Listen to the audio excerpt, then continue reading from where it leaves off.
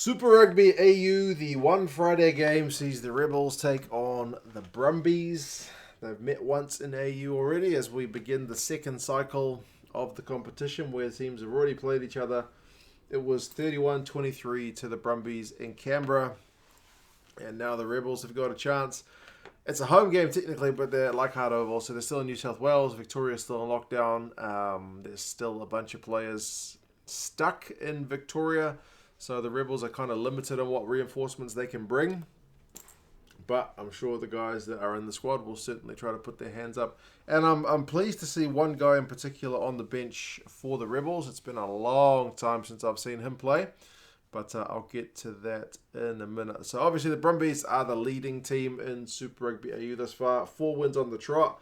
Although I would say probably they've only really started hitting maybe their potential in the last game or two. They were they were okay. They haven't been bad. But they haven't been like the dominant force that we thought they would be. But that being said, their record still speaks for itself. 4 wins on the trot. They're still the team to beat, and everyone, apart from the Brumbies fans, will be wishing the Rebels all the best of luck here in order to try and keep the competition tight. But unlike Aotearoa, where it's just whoever's at the top of the log, they're actually going to have a final series. So whoever comes second has still got a shot. It's not just about finishing top of the log. The Rebels, 2 wins, a draw and a loss. They've kind of improved, I guess, in recent times as well after being maybe a wee bit lackluster early on as well. The lineups, the Rebels, or Ulysses and Ainsley is the front row. Philip Hosea, the second row, and Kemeny, Wilkin, and Naisarani. So the main name missing there, I guess, is Michael Wells. He is not in the match day 23. I didn't read that he's injured. He just seems to have been dropped. I guess with Naisarani back and Wells usually playing 8, even though he played 6 last week. That's forced him on into the reserves, basically.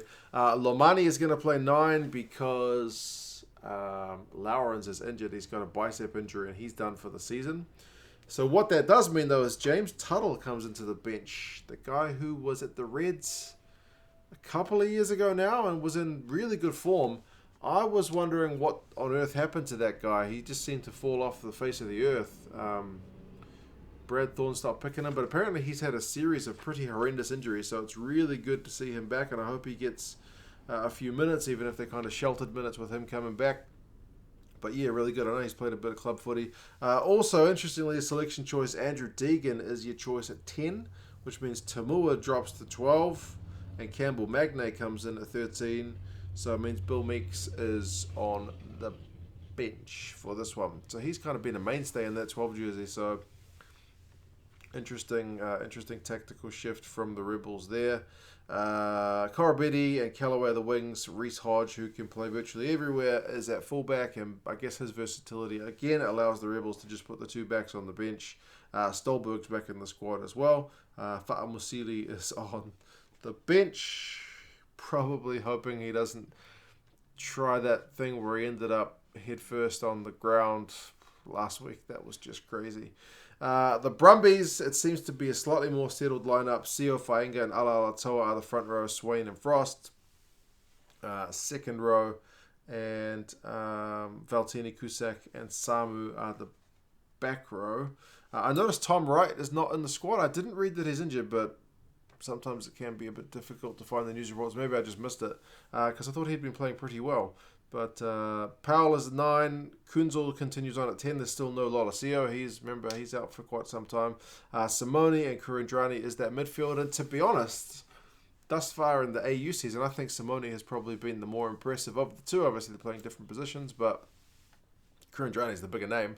But I think Simone's been putting in a really good shift.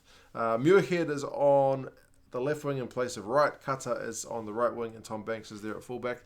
Still kind of waiting for Tom Banks to set the competition alight as well.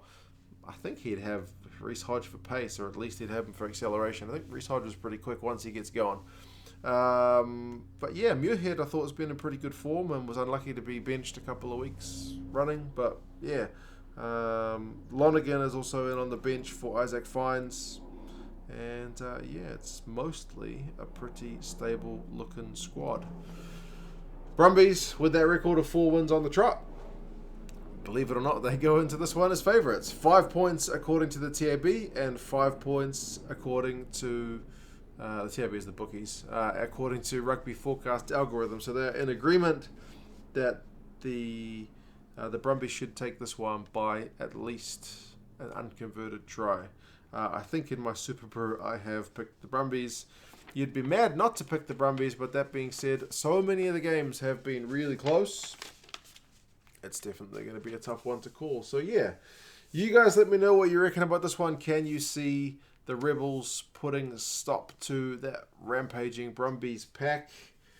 Are we going to see 3 tries from the guy playing at hooker for the Brumbies? Like last week, remember it was 2 to Fainga and 1 to McInerney. That's, if you can shut that down, that doesn't guarantee you win against the Brumbies because they've still got some pretty lethal backs, but it would certainly be a help because those guys are among the best in the business. But yeah, the Rebels are by no means slouches in that line that they're playing as well. So yeah, you guys let me know your thoughts. Live stream for this one on Friday as well if you want to watch along as I watch the game. And yeah, I'll talk to you guys again soon. See you later.